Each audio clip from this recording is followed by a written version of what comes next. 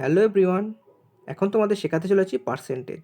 এই ক্লাসে তোমরা শিখবে পার্সেন্টেজ আসলে কী, পার্সেন্টেজের কিছু বেসিক কনসেপ্ট, তার সাথে পার্সেন্টেজ এবং ফ্র্যাকশনের মধ্যে সম্পর্ক, অর্থাৎ পার্সেন্টেজকে কীভাবে ফ্র্যাকশনে রিপ্রেজেন্ট করতে হয় সেটা এই ক্লাসের মাধ্যমে তোমরা শিখবে। তাহলে আর কথা না বাড়িয়ে চলো শুরু করা যাক। সবার প্রথমে আমরা দেখব পার্সেন্ট। এই চিহ্নটাকে বলা হয় পার্সেন্ট। এই পার্সেন্ট কথাটা এসছে দুটো ওয়ার্ড মিক্সড হয়ে, একটা হচ্ছে পার, একটা হচ্ছে সেন্ট। পার কথার অর্থ হচ্ছে প্রতি, আর কথাটা এসছে সেঞ্চুরি থেকে। এই সেঞ্চুরি মানে হচ্ছে 100। তাহলে পার্সেন্ট মানে হচ্ছে প্রতি 100তে কত, আউট অফ 100 কত, সেটা হচ্ছে পার্সেন্টেজ। যদি বলি 55%, 55% মানে হচ্ছে কোনো জিনিস 100তে 55।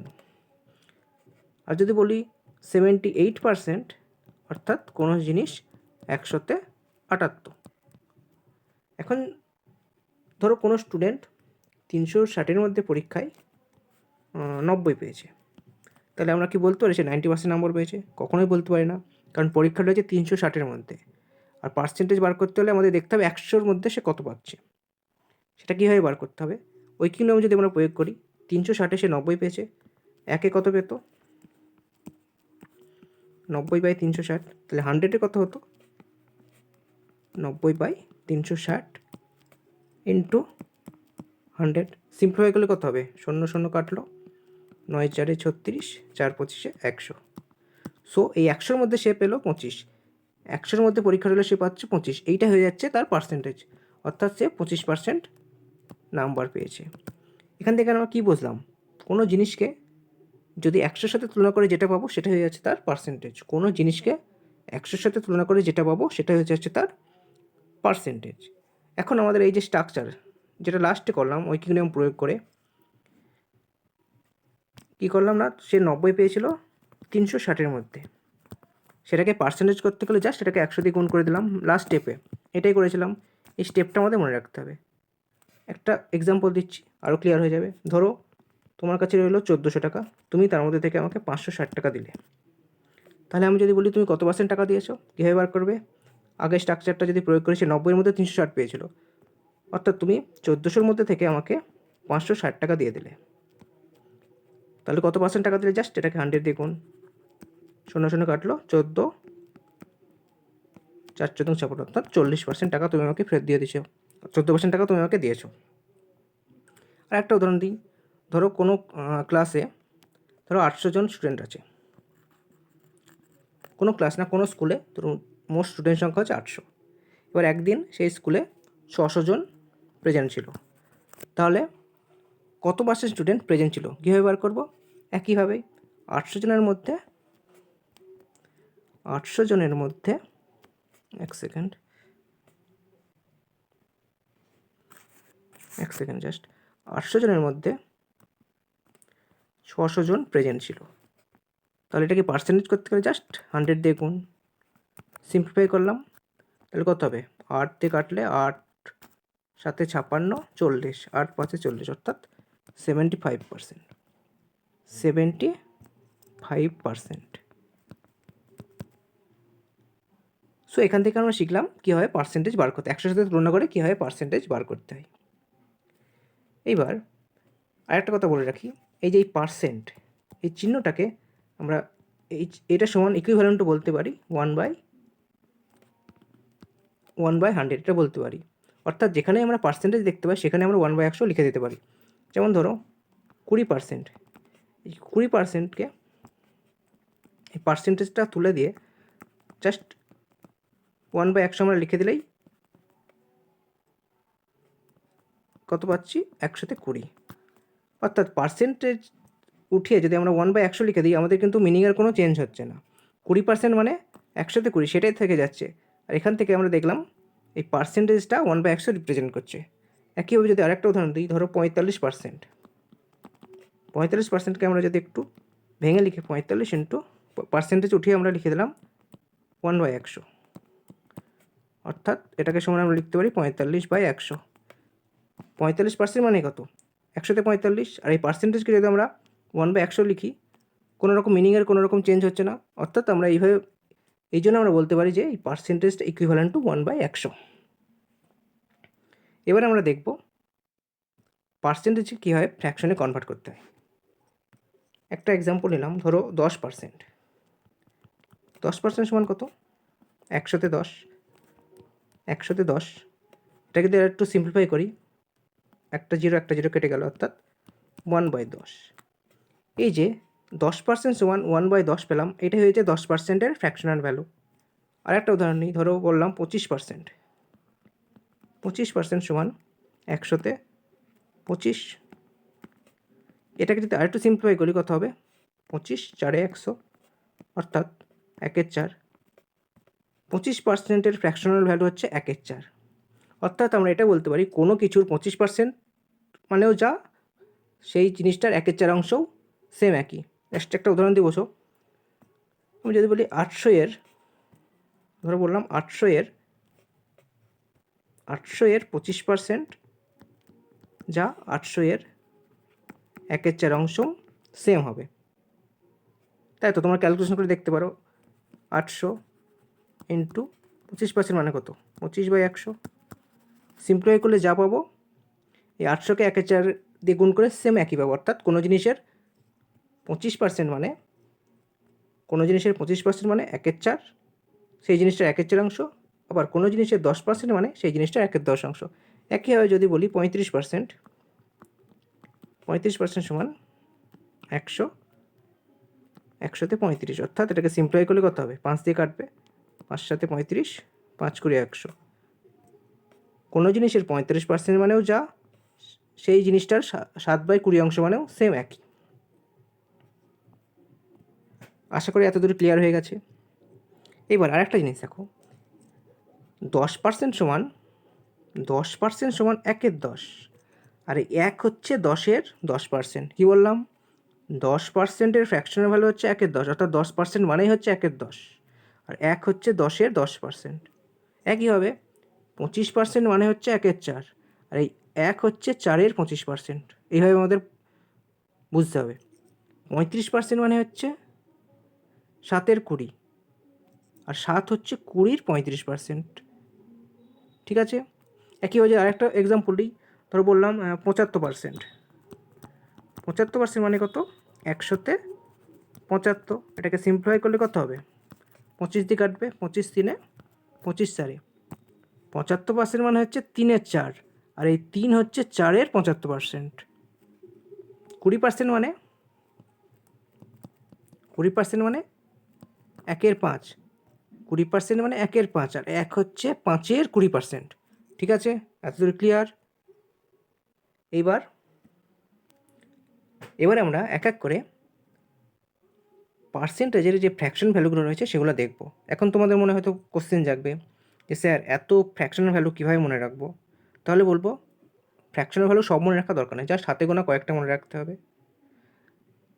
আর তোমরা ভিডিওটা জাস্ট দেখতে থাকো, একবার দেখে নেবে, দেন আর একবার রিভিশন করে নেবে, দেখবে অটোমেটিক্যালি বেশিরভাগ ভ্যালু মুখস্থ হয়ে গেছে। আর যেগুলো হবে না সেগুলো কীভাবে মুখস্থ করতে হয় তার টেকনিক বলে দেবো, সেইভাবে তোমরা প্র্যাকটিস করবে।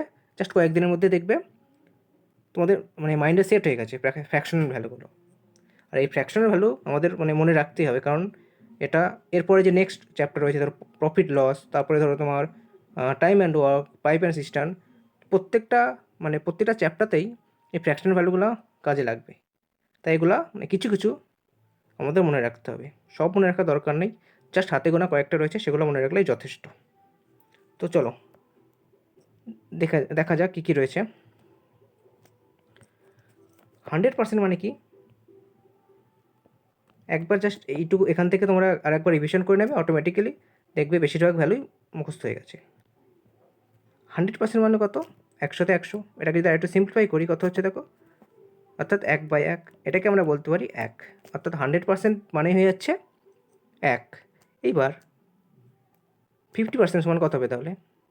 100কে আমরা অর্ধেক করলাম, 50%। 100% মানে দেখো 100% ছিল 1, 50% অর্থাৎ অর্ধেক করলাম, তাহলে 50%,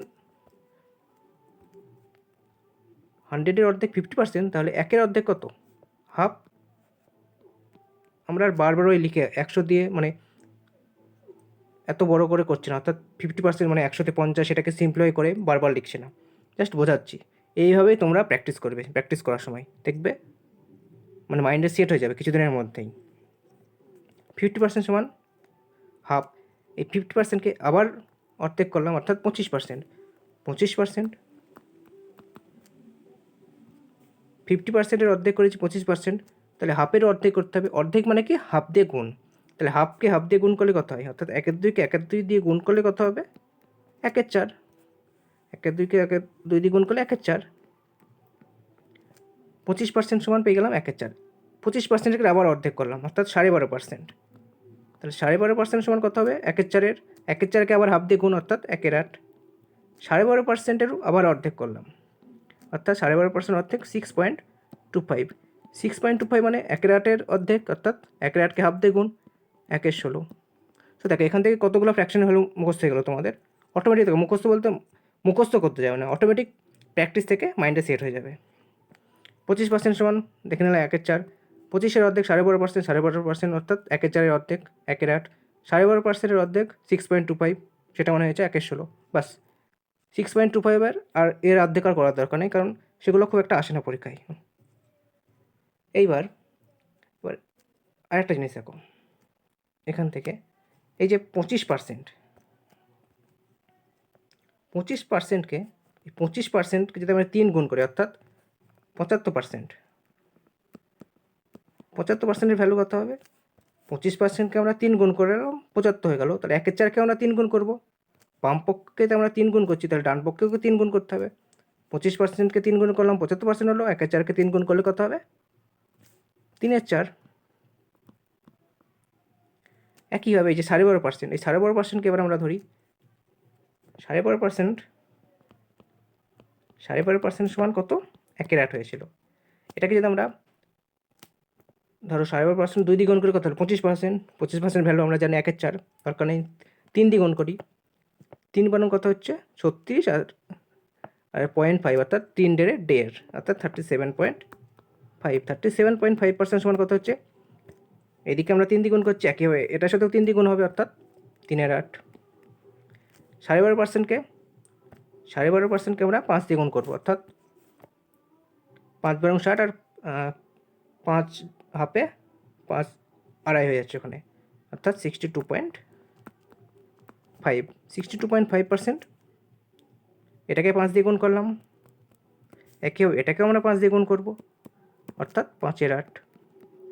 এটাকে যদি আমরা 7 দিয়ে গুণ করি, অর্থাৎ 7 বারং 84, আর 7 5 35, অর্থাৎ 84 আর 3.5, 87.5। 87.5% কত হবে, এটাকেও 7 দিয়ে গুণ, অর্থাৎ 7/8। তো তোমরা যখন প্র্যাকটিস করবে, এই ভিডিওটা একবার দেখবে, দেন রিভাইজ করবে, তারপর ঠিক এইভাবে প্র্যাকটিস করতে করতে যাবে, দেখবে অটোমেটিক কয়েকদিনের মধ্যেই মাইন্ডে সেট হয়ে যাচ্ছে পার্সেন্টেজ থেকে ফ্র্যাকশন ভ্যালুগুলো। এবার 6.25কে আমরা ধরি 6.25। 6.25 সমান কত, 1/16। এটাকে আমরা 3 দিয়ে গুণ করলাম, অর্থাৎ 3 দিয়ে যদি মাল্টিপ্লাই করি কত হবে, 318, আর 3 25 75, অর্থাৎ 18.75। তাহলে বাম পক্ষকে 3 দিয়ে গুণ করছি, একইভাবে ডান পক্ষকেও 3 দিয়ে গুণ হবে, অর্থাৎ 3/16। 3/16। এটাকে 5 দিয়ে গুণ করবো, 5 6 30, আর 5 25 125, অর্থাৎ 31.25। এই 31.25 এটা পার্সেন্টেজ, হ্যাঁ পার্সেন্টেজ 31.25 মানে এটাকে 5 দিয়ে গুণ, একইভাবে এটাকেও 5 দিয়ে গুণ হবে, অর্থাৎ 5/16। বাস এই 1/16 আর 3/16 5/16, অর্থাৎ হরে নিচেটাকে কী বলা হয়, হর। কোনো ভগ্নাংশের নিচেরটাকে বলা হয় হর, উপরটাকে বলা হয় লব। তাহলে এই 1/16 যখন নিচে হর থাকবে সেই ভগ্নাংশের জাস্ট 2-3টে ভ্যালু মনে রাখতে, একটা হচ্ছে 1/16, একটা 3/16, আর 5/16, বাস আর কিছু দরকার নেই, এর বাইরে আসে না, সাধারণত আসে না। এইবার আমরা কি পেয়েছিলাম, 100% মানো, এক সেকেন্ড,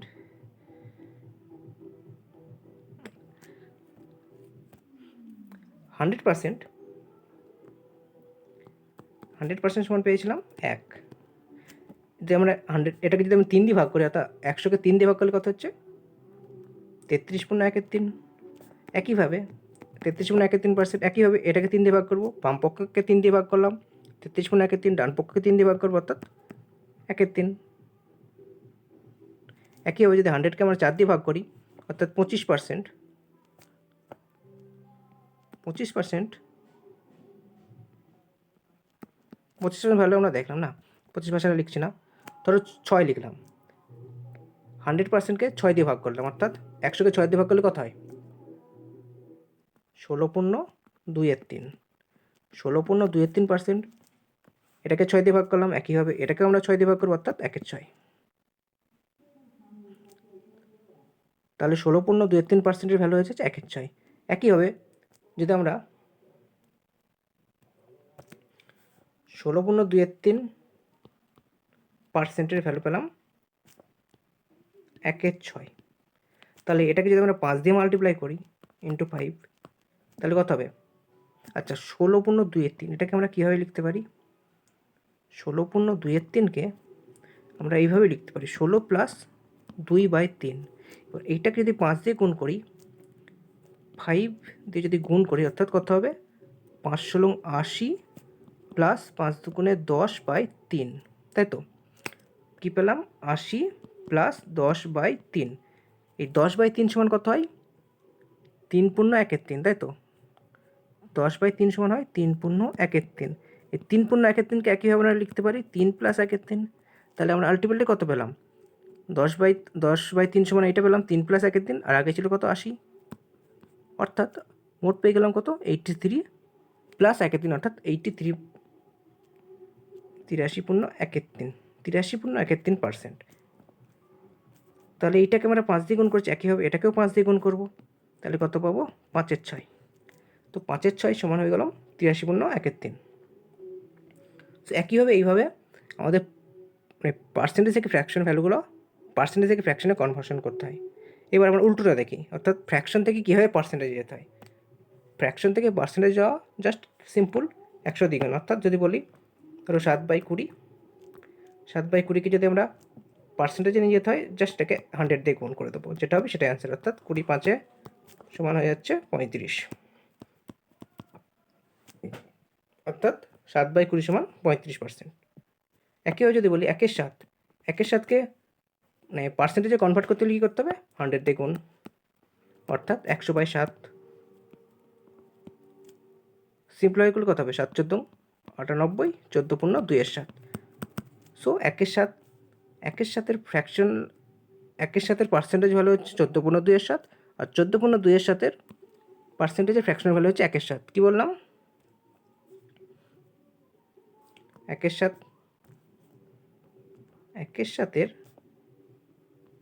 পার্সেন্টেজ ভ্যালু হচ্ছে কত? 14.2/7%, আর 14.2/7 ফ্র্যাকশন ভ্যালু হচ্ছে 1/7। এবার এটাকে যদি আমরা 2/7 করি, তাহলে আমরা 2/7 করলাম, অর্থাৎ এটাকে 2 দিয়ে গুণ করলাম, লেফট হ্যান্ড সাইডে 2 দিয়ে গুণ করলাম, তাহলে রাইট হ্যান্ড সাইডকেও 2 দিয়ে গুণ হবে, অর্থাৎ 14×2 = 28, 28.47%। সো এইভাবে আমরা পার্সেন্টেজ থেকে ফ্র্যাকশনে যেতে হবে এবং ফ্র্যাকশন থেকে পার্সেন্টেজে আসতে হবে। এবার কোন কোন ভ্যালুগুলো আমাদের মনে রাখতে হবে সেগুলো একটু দেখে নিই, একটা চার্টের মাধ্যমে বোঝাচ্ছি। এই যে চার্টটা দেখো,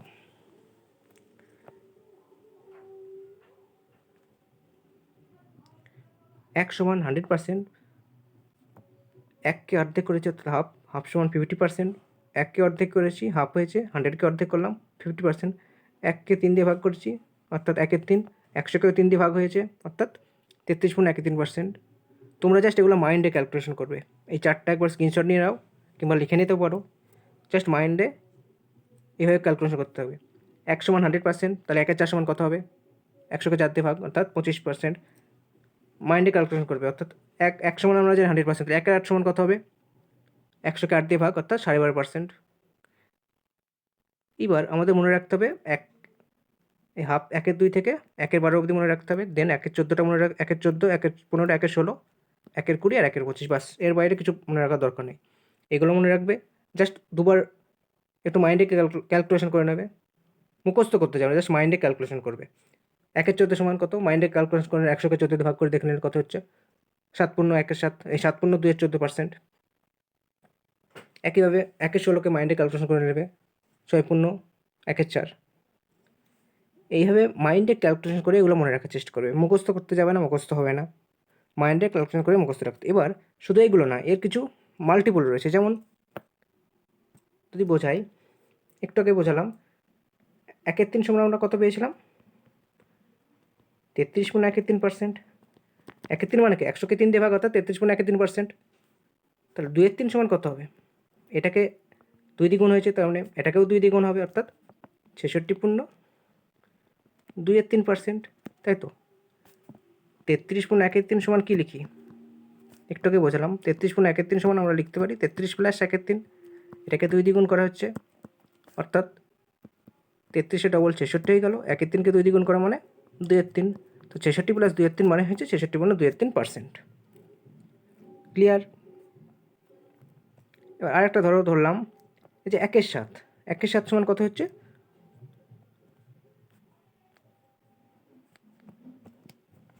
1 7 সমান 14.28, অথবা 1 7 সমান 14.28 হয়, অথবা হয় 14 পূর্ণ 2/7। তাহলে 2/7 সমান কত হবে? 1 7 সমান এইটা, 2/7 সমান কত হবে? 14 দুগুণে 28, 28 দুগুণে 56, অথবা উল্টোটা বলতে পারি 14 দুগুণে 28, 7 দুগুণে 2 দুগুণে 4, 4 7%। 2/7 সমান 28.56%, অথবা 28 পূর্ণ 4/7%, এটা বলতে পারি। এবার তোমাদের কোন কোন ভ্যালুগুলো মনে রাখতে হবে, কোন কোন মাল্টিপলগুলো মনে রাখতে হবে। যেমন ধরো স্ট্রাকচারটা বার করি। দেখো 100 মান 100%, এখানে 1/3 আছে। 1/3 মানে 33 পূর্ণ 1/3%। 2/3 মনে রাখতে হবে। মনে রাখো, ধরে রাখো যে 1/10 পর্যন্ত। 1/10 মানে কত? 1/10 মানে 10%। তার 2/10 মানে কত হয়? 1/10 সমান 10%। 2/10 মানে কত হয়? 20%। 3/10 মানে 30%। এভাবে চলতে থাকবে। তোমাদের এই 10 পর্যন্ত, অর্থাৎ এই যে 1/12, 1/12 দরকার নেই, 1/11, 1/11 পর্যন্ত সকলের মাল্টিপল মনে রাখতে। মাল্টিপল বলতে কী বোঝাচ্ছে? এই যে ধরো আমি ধরলাম একটা সংখ্যা, ধরলাম 1/8, এর মাল্টিপল 2/8, 3/8, 5/8, এভাবে করতে করতে 7/8 অবধি তোমাদের মনে রাখতে হবে। একইভাবে যদি বলি 1/9, 1/9, 1/9 মাল্টিপল কত হচ্ছে? 1/9, 2/9, 7/9, 8/9, এইভাবে মাল্টিপল অবধি মনে রাখতে হবে। 1/11 যদি বলি, 1/11 মাল্টিপল কত হচ্ছে? 1/11, 2/11, 3/11, এভাবে করতে করতে 10/11 অবধি এর মাল্টিপল অবধি মনে রাখতে হবে। বাস এই কটা। এবার মনে হচ্ছে যে অনেক সংখ্যা কীভাবে মনে রাখবো, জাস্ট দেখো বলে দিচ্ছি কীভাবে মনে রাখবো, এক্ষুনি তোমাদের মনে হয়ে যাবে, মুখস্থ হয়ে যাবে। 1/3 অবধি সকলের মুখস্থ হয়ে গেছে। 1/4 অবধি 25% মুখস্থ হয়ে গেছে। 1/4 মানে 25%। 3/4 মানে কত হচ্ছে? 25%কে 3 দিয়ে গুণ। 1/4 মানে হচ্ছে 25%। তাহলে যদি আমরা 1/4কে 3/4, অর্থাৎ 3 দিয়ে গুণ করে দিই, 3/4 ভ্যালু হচ্ছে 75%। 1/5 মানে 20%। 2/5 মানে কত? 20কে 2 দিয়ে গুণ, 40%। 4/5 মানে কত হচ্ছে? 20কে 4 দিয়ে গুণ, অর্থাৎ 80%।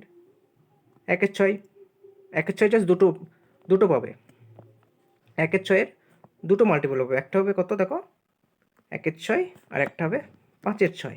কারণ যদি 2/6 দেখি, 2/6 মানে হচ্ছে 1/3, 4/6 মানে হয়ে যাচ্ছে 2/3।